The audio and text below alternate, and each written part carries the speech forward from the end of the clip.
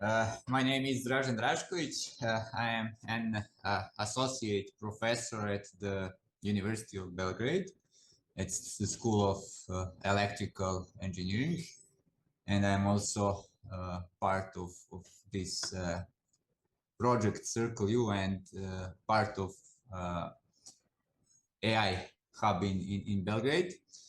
At the beginning, I would like to thank to our colleagues from Europe and Circle U Association who support our university. I think in probably the most difficult time, I think in the last 2 centuries of existence of University of Belgrade and our students. So thank you very much for your support to our professor and students in the fight for human rights and for against the corruption in the state. We are particularly very proud to be part of artificial intelligence hub and the new space within the Europe research network. The teaching in the field of artificial intelligence and data science are taught at the University of Belgrade at 3 different schools, faculties, where the fields of applied computer science, computer and software engineering, information technology and information systems are studied. So today I will present the short presentation about teaching and science in this field of artificial intelligence and data science in Belgrade, at the University of Belgrade, with my colleagues, Professor Boris Delibašić and Professor Mladen Nikolić. So first of all, I think that Boris is the first. If you want, by the age, I think that you are the oldest here in very young team. Yeah. So yeah, Boris. So I'm going to talk about the part that is done on Faculty of Organizational Sciences, and the part that is we are all part of the University of Belgrade, but somehow we were divided into different departments. And I will address something that we do in the field of artificial intelligence. It's decision support systems, machine learning models, decision support systems from data. Decision support systems, but okay, let me first introduce shortly the school. The school is called Faculty of Organizational Sciences, and some Western terminology that would be a school of management, a school of, let's say, quantitative management. We are good in engineering, some optimization, information systems, and let's say mostly quantitative management. This is a brief overview on the schools, because all our schools approach the problem in artificial intelligence from a different viewpoint. Together with my colleagues Dražen and Miroslav, Mladen, we are all colleagues, good collaborators, but we work on different institutions. It's how we were divided. But what we do at my faculty, where I have my, let's say, work, radna knjižica, workbook, we do machine learning algorithm design, but we also develop decision support systems with multi-criteria decision-making methods, and I will talk a little bit about it. We also are interested in voting in computational social choice, and we develop some real decision support in machine learning models. We have several applications, both in, let's say, public sector, in industry, and science. So this is one approach So I planned here to give you just a global overview of what we do. So the details you can find in our papers.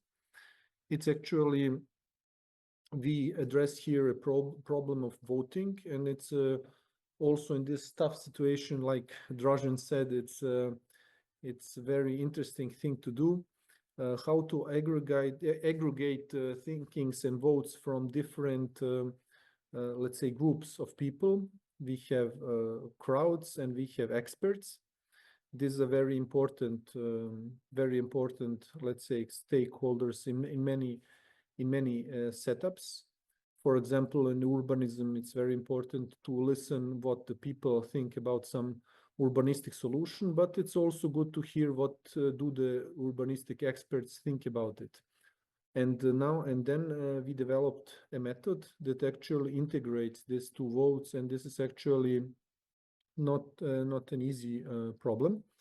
We called the algorithm BARC-CRX, and it was based on aggregation on some solution that has some Nash equilibrium or some other solution. But the method, it's a system. We are proud of this publication. It's published in Group Decision and Negotiation Journal, and it's a system for bargaining based aggregation of crowd and expert opinions in crowdsourcing. And we think this is very important for the new societies where you have to look the integrate the opinions of many stakeholders. The other thing that we do, and this slide I won't talk very much. Was just to have it. You know everything about it, about data science, machine learning models, and so on.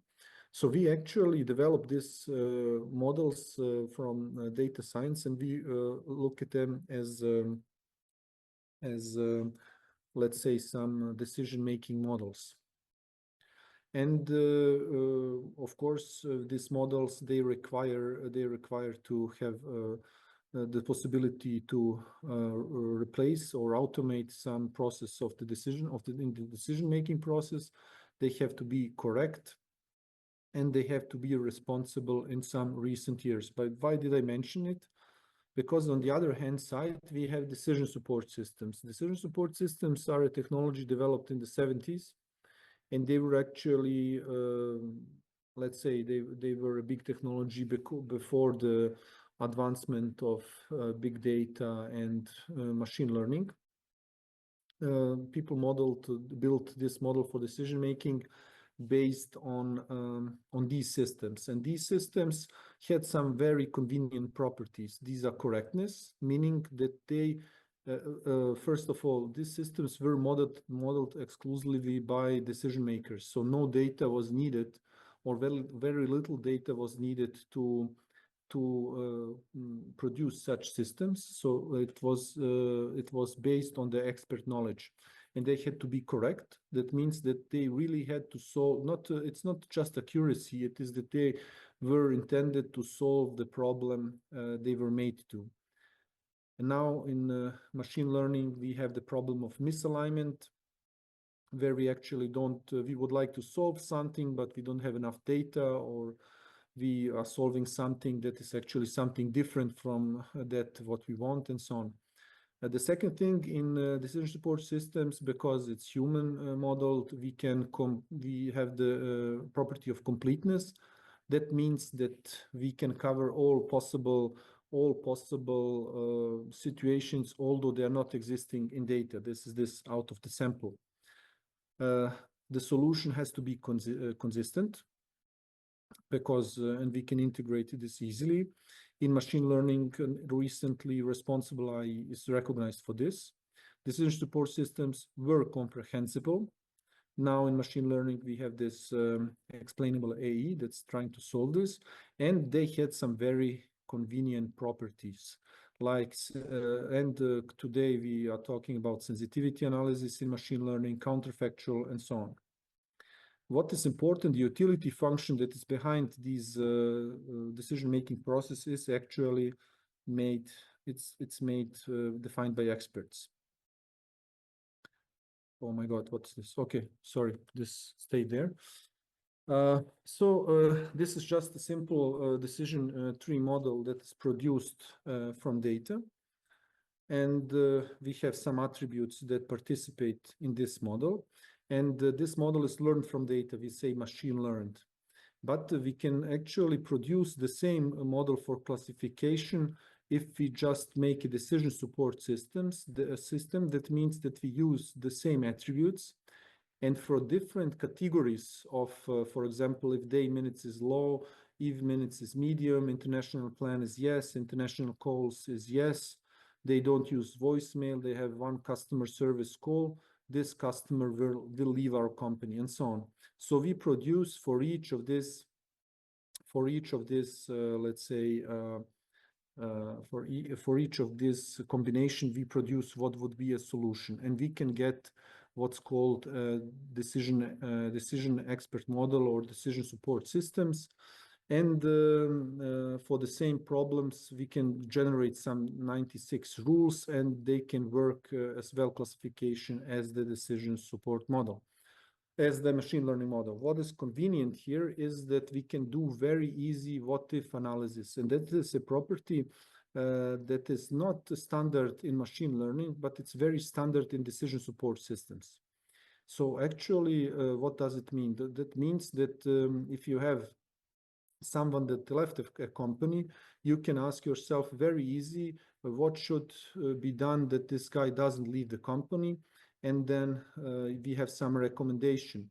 If this guy would not talk so much or get better condition to pricing condition for talking so much, he wouldn't leave. If he doesn't talk so much in the evening, but would talk less or have better pricing condition, or if the guy would use voicemail, it wouldn't leave. So this is some what-if analysis that's very convenient in decision support systems, and this is very convenient property because actually you see which attributes should be addressed and which attributes don't have any influence. I mean, this is also easy to implement in machine learning models, but this is the mere property of decision support systems. What we are doing and interested in is how to combine these worlds of data science and decision support systems model. So how to combine data and expert modeling. So we think that we can update this data science model to decision support systems, and it takes some multidisciplinary understanding that we hopefully all have, but this is not usually what is done immediately. So most of the people actually don't use this. But here is a method that we produced for some ski injury prediction. We produced a method that actually learns the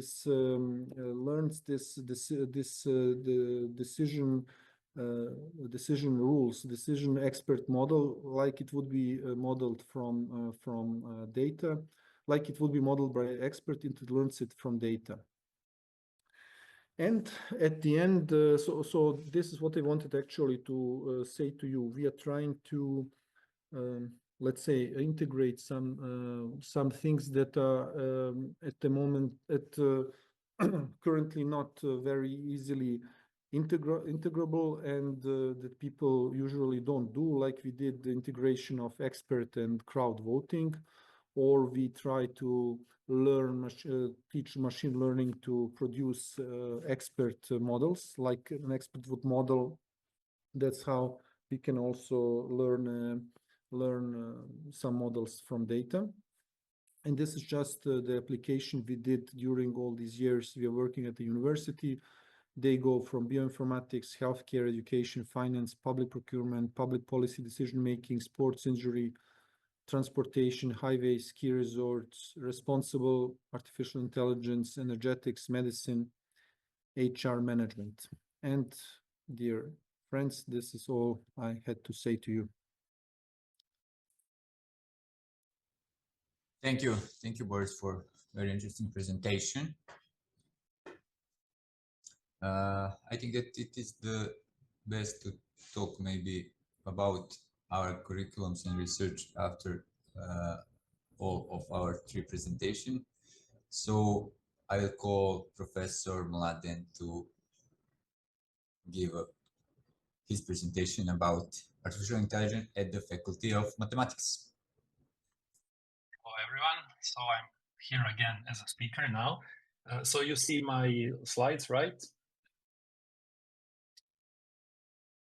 Yes. Okay, excellent. So I will tell you about AI research at the Faculty of Mathematics. I have decided to give a rather broad and superficial overview, yet technically focused, so that we facilitate potential collaborations in the future.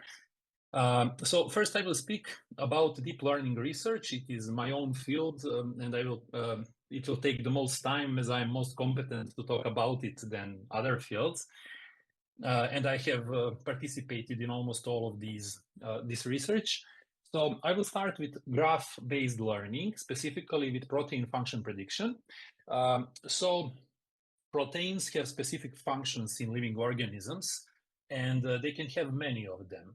And these functions, all of which exist, are actually organized in an ontology, which is a rooted directed acyclic graph. So here at the top, you see the root, which is the most general function, just molecular function. And these functions of a single protein, they are actually represented by subgraphs of the whole ontology. And these subgraphs have the property of being upward closed.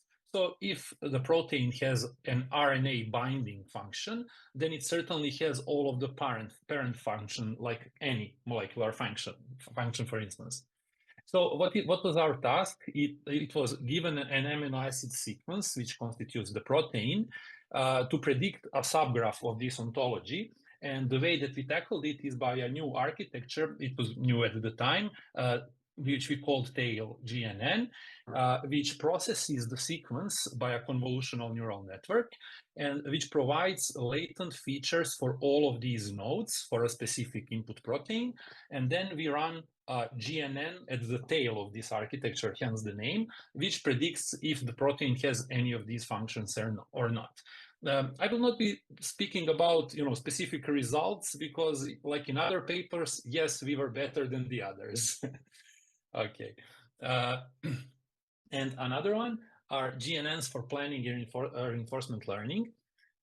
So if you know about reinforcement learning, you know that planning is about building a model of the agent's environment and using that model to enhance the learning process, usually to speed it up or stabilize the optimization. And the environment in which the agent operates can be often described as a state transition graph, which we usually do not know.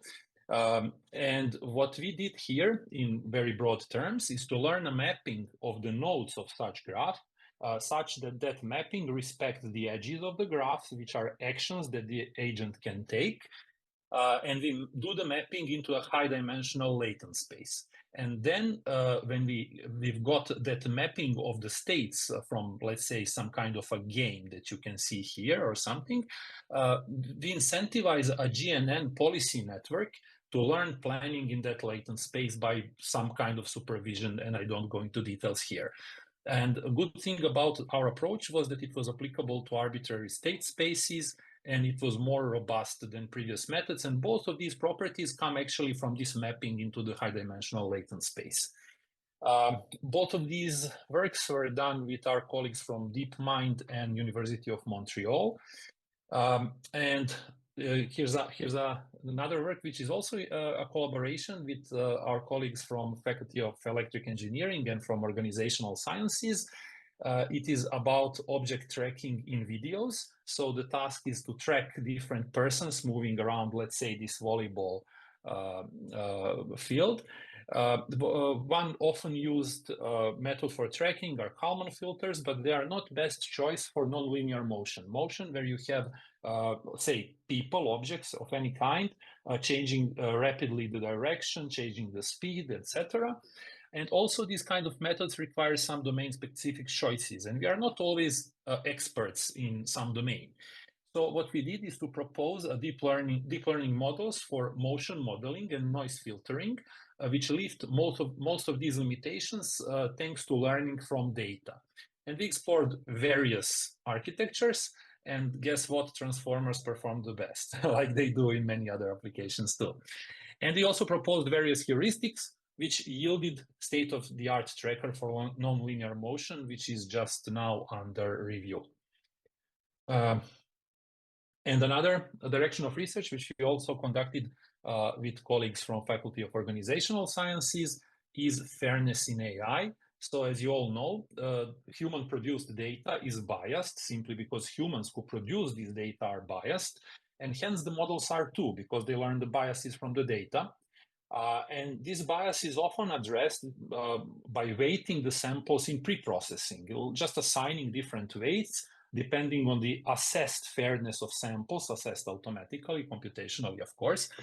And this is done usually in pre-processing. However, pre-processing is not an optimal way to do anything in machine learning usually, because at that time you're not aware of the final objective function which you're trying to optimize.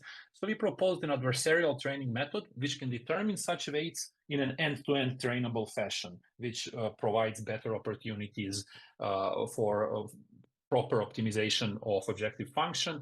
And also there is some degree of interpretability in all of these weighting schemes. So I think that we have obtained both best from both worlds.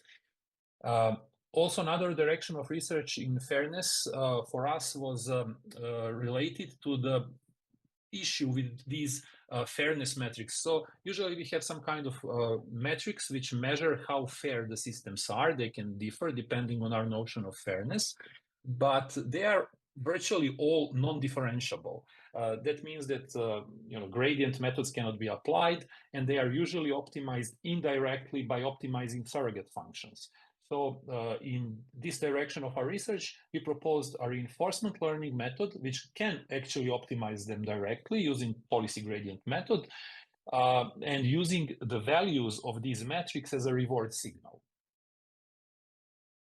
Okay, this was mostly methodological research, making new methods and new models, but also we do some applications at the Faculty of Mathematics. One is credit risk scoring. So imagine that you are a bank. You would probably like to estimate, say, 12 months probability of default for new and existing clients. So you are very interested in your clients, giving the loans back. So the authors, I was not the one here, the authors used data on real companies in Serbia for a 6-year period. They used financial statements of the companies and credit settlement status, meaning that they knew if the loan was returned or the company defaulted on the loan. And they proposed a deep learning model which directly consumes these financial statements and predict these probabilities of default. And the model which they made considerably outperforms logistic regression, which is often used as a baseline in these kinds of problems. One project that I'm working on with the Faculty of Civil Engineering is rapid earthquake loss assessment. So loss assessment is one important step in recovery from earthquakes.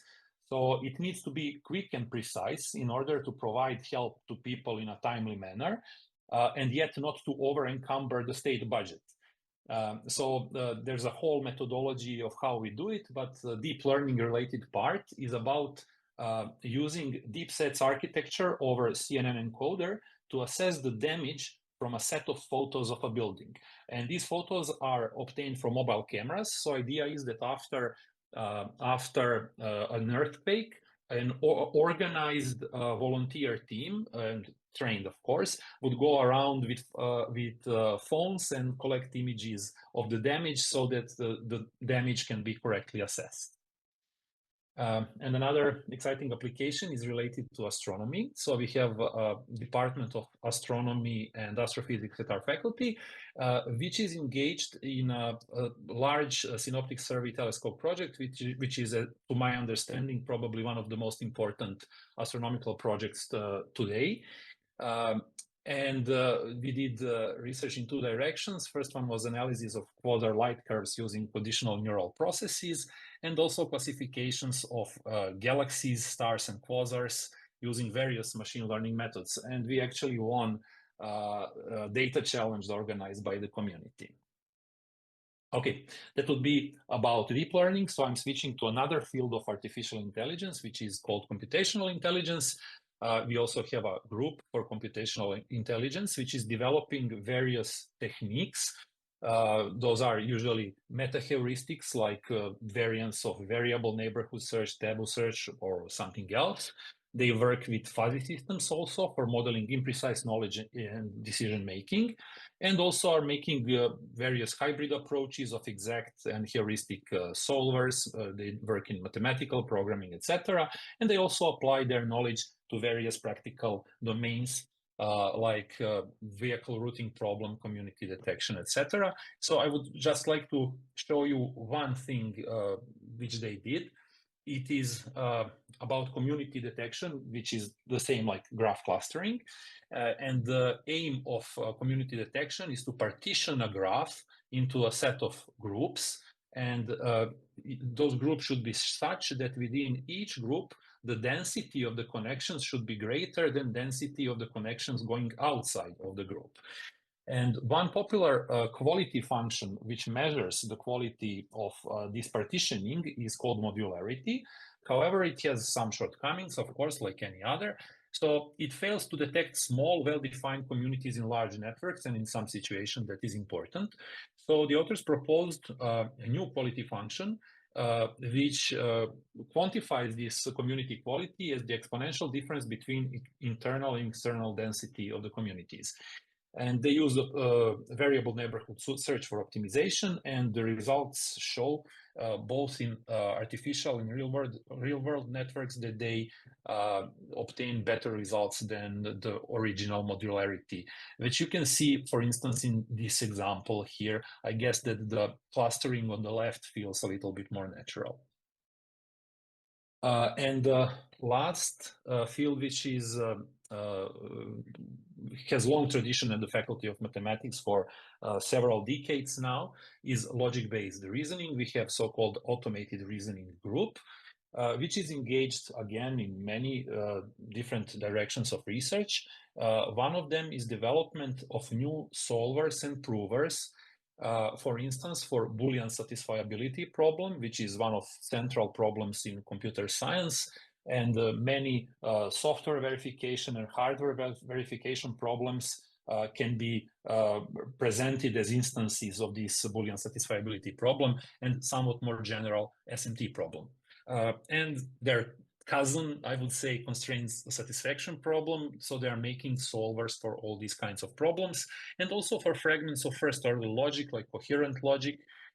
So there are provers for that being built by the group, and also they have a solver for triangle construction problems. So if you an example would be if you take several of these elements from the drawing here, you should provide, and the solver does provide, the construction of the triangle, which you see here. Another direction of the research is formal theorem proving. So if you are not a mathematician, you might be surprised if I tell you that human-produced proofs, even by professional mathematicians in textbooks, monographs, research papers, are actually not quite formal proofs. You can see one kind of a formal proof on the right. And we prefer formal proofs because they do not contain mistakes. We also like them to be machine verifiable so that computers can check them instead of humans. It is easier for us. And also we prefer human readable proofs because proofs often carry understanding of what is being proven, not just a certificate of correctness. And this group is actually dealing with these kinds of formal theorem proving, both in automated and interactive fashion, sometimes proving new results, sometimes proving in a proper way without errors already known results, relying on some proof assistance, if someone is familiar with Isabelle and Koch. And the main domain of their application is geometry, but not necessarily also here's a paper which is related to graph isomorphism. And also they do some practical applications. I guess that a hot topic is a formal verification of blockchain protocols, which is done in higher order logic, but also a verification of refactored embedded SQL code. So if you have some embedded SQL code and you do some refactoring on the query and on the host language code, you would really like to know that the code before refactoring and after refactoring is equivalent, right? And that is something which they did using SMT solvers.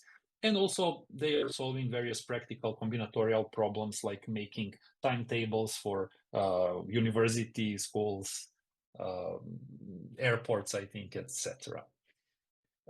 So that is a brief overview for me. You can reach out if you have any further questions. Thank you. Thank you, Mladen, for your presentation.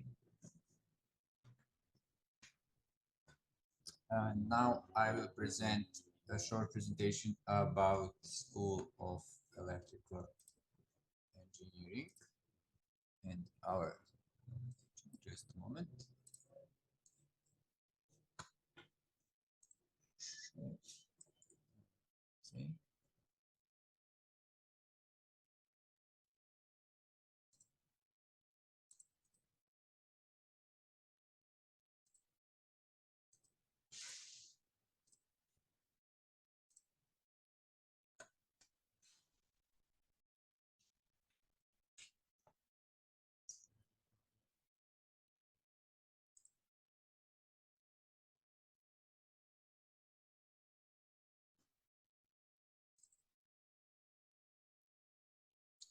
Wow, it's with note, but I can change.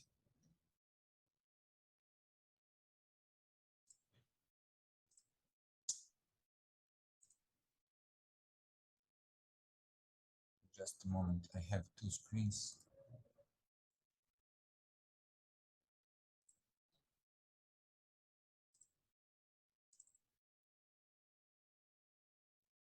Do you see my presentation? Yes, yes. Okay. Today, this is the third part of our presentation of the University of Belgrade. I would talk about application of artificial intelligence in engineering field in the domain of teaching and research.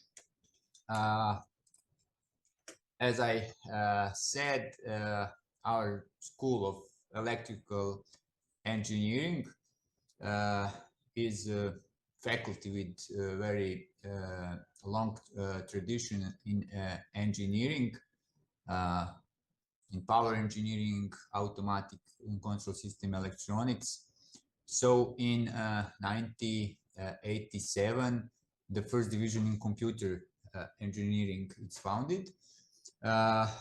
Our School of Electrical Engineering founded within the mechanical engineering faculty more than 100 years ago, and it was a separate school from 1948, I think. So it is very interesting about I would introduce something about computing in general in Serbia and former Yugoslavia.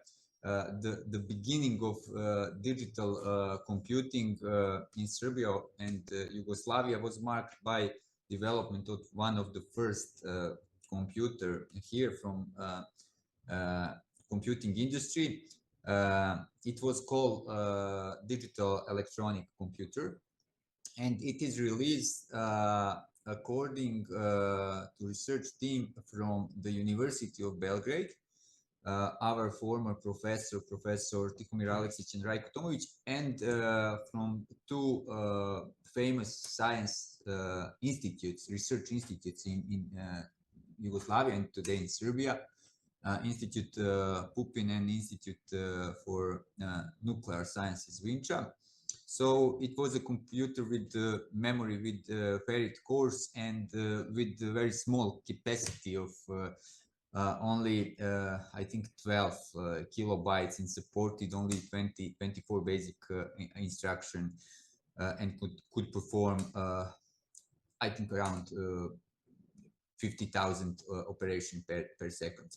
But for this time, it is a very big project. So our industry in this time, I think that was very important for Europe research and for the world.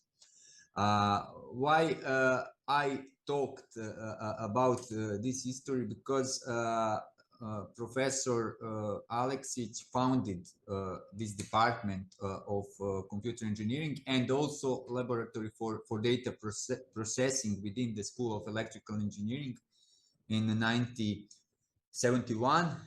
So this laboratory worked for many years, many decades. Professor Aleksić and Professor Dujmović, our Professor Emeritus now at the State University of California in Los Angeles. And they later traced the development path of computing in Serbia, and not only at the University of Belgrade. Also, Professor Aleksić founded the Faculty of Electronics in Niš, one of the very big city in Serbia, and one of the, I think, 6 state universities now in Serbia. And at that time, it is also interesting that they work in, I think, IBM 11330 in 1968, and this is one of the first computer in Serbia and educational system in Serbia. So the School of Electrical Engineering has 2 study programs for undergraduate studies. As you know, we are in European crediting system using Bologna principles from 2004. The whole University of Belgrade reform and change their study programs. So our faculty, School of Electrical Engineering, shorter ITF, prepare new study programs for undergraduate studies for 4 years duration, 1 year for master study programs, and 3 years for PhD studies. For undergraduate studies, we have 2 separate divisions. First is electrical engineering and computing, and after first year of study, students can choose one of 6 different divisions for electronics, for power engineering, for automatic controls, signals and systems, for telecommunication, for computer engineering, and physical electronics. And our second study programs from the first year of bachelor studies is the software engineering program, and the software engineering department is the youngest department, and I think the last curriculum accredited in 2004 with reform process of high education system in Serbia. The number of students in the area of computing, computer science, computer engineering increased during the last decade in Belgrade. So I think that in this field, all of our 3 faculties Faculty of Organizational Sciences, Faculty of Mathematics, and School of Electrical Engineering increased the number of students in this field. So we today enrolls 720 students for electrical engineering and computing program, and 180 students in the first year of software engineering studies. AI and data are studied in many different departments and courses. In third and fourth year of bachelor studies, we have many basic courses, and at the master level, we organize some advanced courses in the area of AI and data. I think that statistic said that about 400 bachelor engineer students has, I think, 2 or 3 basic AI courses during their undergraduate studies. For master academic studies, we organize teaching within the 2 different study programs. First is electrical and computer engineering with 12 different modules, and artificial intelligence is studied in 3 modules at the computer engineering, software engineering, and signal and system division. And 5 years ago, I think, with a group of Professor Delibašić and colleagues from Faculty of Organizational Sciences, we developed a new study program of master academic studies. We called them Advanced Information Technologies in Digital Transformation. It is a joint program, and it is very different than our traditional studies, because the duration of this master studies is 3 semesters, and in the last semester students work on team startup project, work their professional practice, and development of their master engineering thesis. Our master engineering thesis are practical oriented, because we are engineering faculty. So it is very interesting, because many of them is I think combination of development part and research, and many of this practical thesis we also publish with our students in international conferences and in journals. This educational project is very interesting, because the government of Republic of Serbia released one document, the strategy of artificial intelligence in Serbia from 2020 to 2025. And in the area of education, they would like to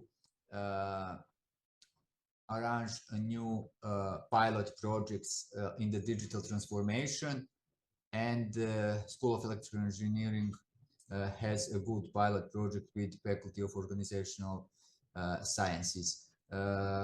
I think that we will continue with this project.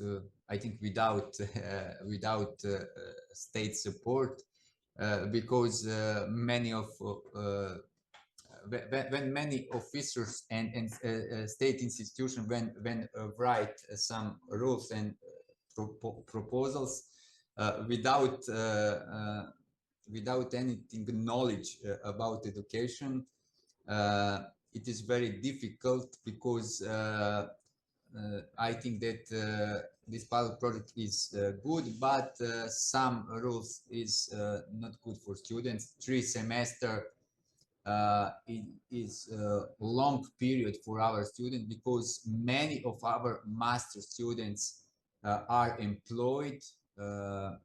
Engineering sector increased the number of engineers and IT persons during the last decade in Serbia. It is boom of IT industry and gaming industry and information technology.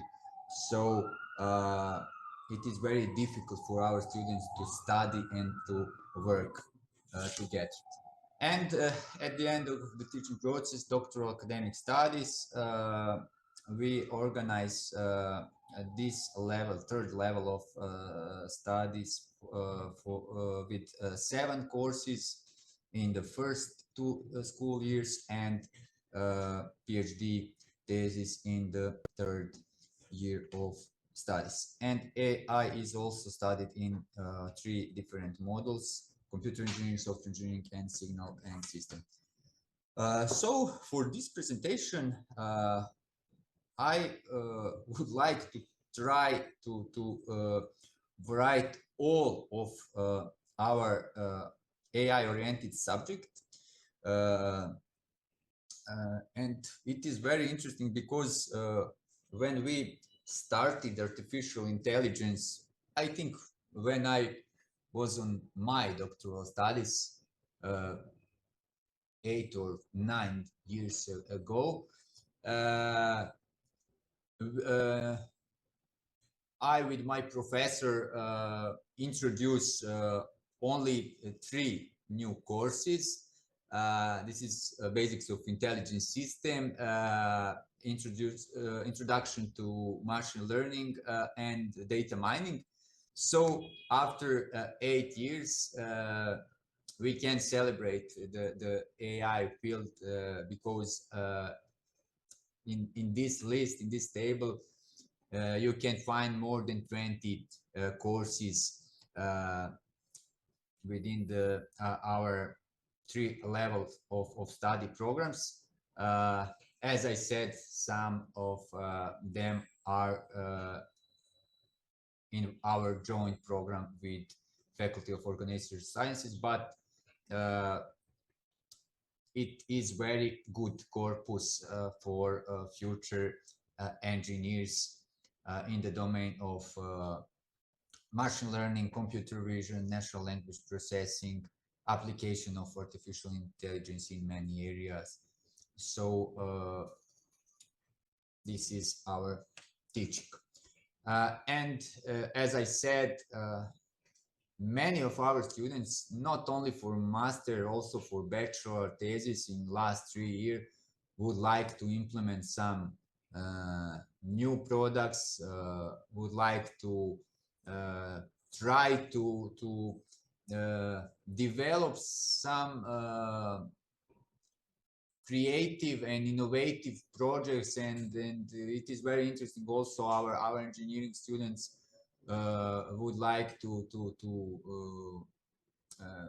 go not only to some companies and big corporation. Also, they would like to make some new projects as their own startups, and they like technical entrepreneurship. So some of these bachelor and master theses, they tried to deploy and to product to global. In the area of research in the artificial intelligence and data science, I would like to say that we enrolled many European projects in last 5 years. From 2022, we are an active member in European Big Data Value Association with more than 200 European institutions. So we release many European Horizon Cascading Grants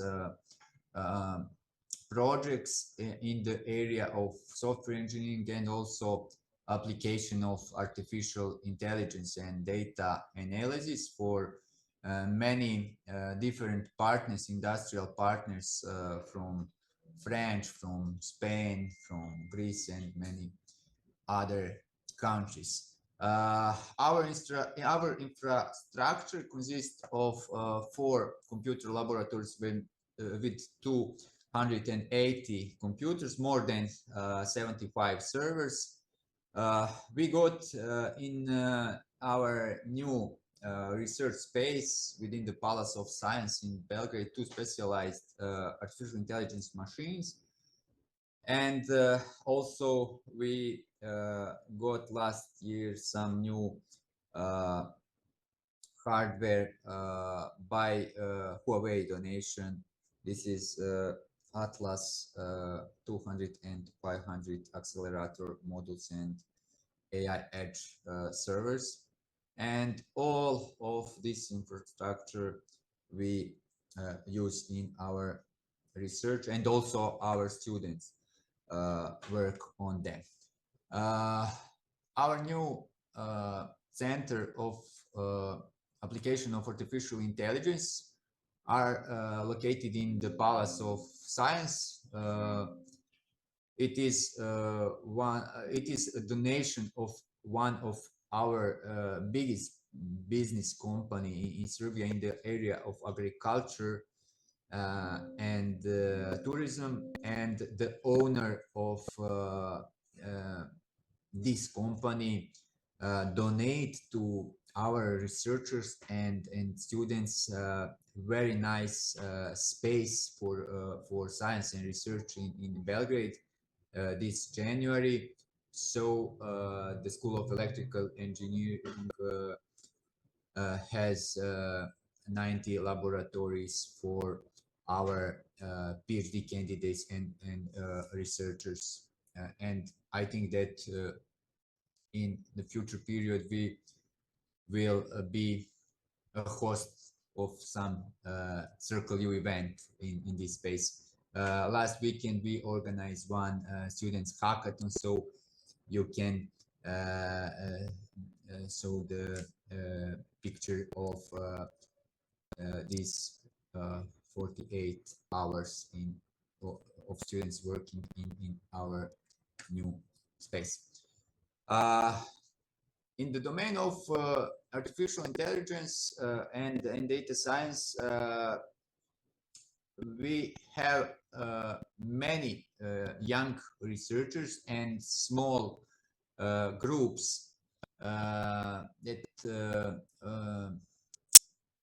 worked in the area of applied artificial intelligence. As I said, we are engineering faculty, so we would like to be support of implementation of AI models and developed of new AI system of subsystems in many industrial and manufacturing. Also, our researcher worked in the area of application of artificial intelligence in medicine. We have one big group in the field of natural language processing, specific for Serbian language and other South languages. This group of languages is specific because we are in a group of low languages. So one of our research international project now is to detect and classify hate speech in Serbian language for children and for pupils, and to detect this as one of add-on for internet browsers. One group of our researchers worked in the area of computer vision. Our young researcher, Dr. Mladen Nikolić, developed one interesting system for final exam at the secondary schools in Serbia. It is automated assessment of pen and paper tests using AI and computer vision. And this software can detect all types of answers: single choice, multiple choice, short text answer written in Serbian. Serbian language is also specific because we write with two different alphabets in Cyrillic and Latin letters. So also it is specific for our country and our educational system. Our active research and development projects are in the area, as I said, in the natural language processing, also for some other manufacturing. For chemical industry, we released one software system for automatic detection of product correctness for factory Henkel. It is a Deutsche company, Henkel, in Serbia, and in the city of Kruševac they have a big chemical industry here. So the idea is that using AI and the computer vision techniques to detect the chemical balls for toilets and find their different shapes, formats, colors, etc. Also, we deployed a new software tool for planning sectorization in the air traffic, and use AI techniques for traffic prediction of business of some air sector in Serbia, because our agency for air traffic control work for 3 countries, for Serbia, Montenegro, and Bosnia. And there are many other AI models as a part of some information system and other web-based project. We have very good cooperation with many international universities, institutes. During the last 5 years, we released more than 15 projects in the domain of artificial intelligence and data science. Some of them we the coordinator, and for some of them as a participant partner institution in the consortium. So you can see the list of universities and research group that collaborate with our researchers in the domain of artificial intelligence. At the end, our staff at the University of Belgrade and School of Electrical Engineering are very young, and I think that this is the best combining youth with experience. This is a new generation of young people and researchers in Serbia. So I'm very happy that I have chance to collaborate with my young colleagues from mathematics, from organizational sciences, from medicine, and other faculties. this is very young and professional people. Also, it is interesting because in Serbia, the best students enroll technical faculties and faculties for national sciences. So in the domain of computing, software engineering, information technologies, and also for intelligence system, we don't have a problem because the best of our pupils from elementary and then from secondary school enroll our study programs. Many of them, after finish their undergraduate studies, enrolled the best world and European universities. And I think that all of professors who know our former students tell that they are very best in their their profession. So we hope more, not more students. We have many students, and I think that for all of these three faculties, I think that we have more hours per week for teaching than research. We have, I think, the high limit of our teaching process. But we would like more in the research in collaboration with international institutions, with universities, and I think that the Circle U network is a very good place for collaboration, and I think that in the next period this is very nice event today and very nice online conference, but I think that we have chance to give a new change and I would like to prefer to see you all live in Belgrade and to be host. So it is our motto to stay on top, keep changing, and I think that this session and this research day is a new change in European AI ecosystem. Thank you for your attention. And now I will open the question. Okay.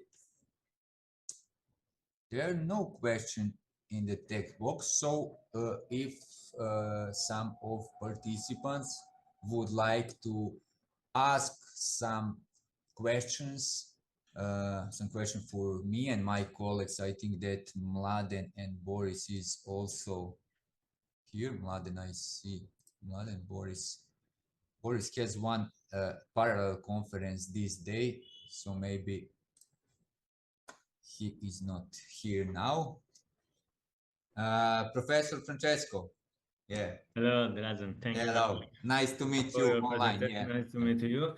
And I will be in Belgrade next week, probably. We have just the opportunity to meet each other. Yeah, you have called to come to our new space at the Palace of Science, and I will be your host to see our new laboratory.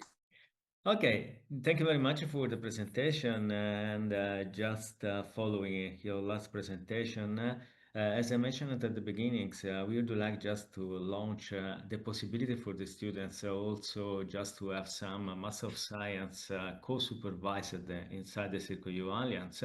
So I think it's a possibility for every student from each university, but just invite you and the others just to think about this possibility.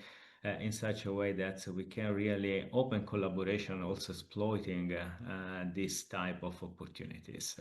Of course, just for mobility of the students, we can exploit the Erasmus project and also the placement in this case for the Master of Science thesis. About collaborations, you just gave a picture of the different fields in which AI is applied at the University of Belgrade. My background is in computer engineering, so I just hope to have collaborations in the future in this field. And I think that's we can have really some contact in general with the other university in the Circle U Alliance. As we thought at the beginning, really this is a good opportunity to have an exchange of our research activities. I think that's just at the end of this first day.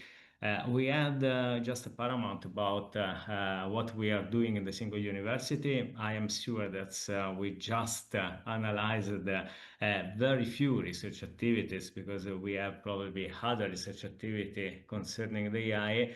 But I think that we discovered a very hot topic in this day, in particular the relation between AI and education. This is actually one of the main topics we want to discuss inside the Circle U, but also the different applications that we have in the society in general, because you talked about application also in the engineering field, and we talked about application in health, but in general we have a lot of application of AI.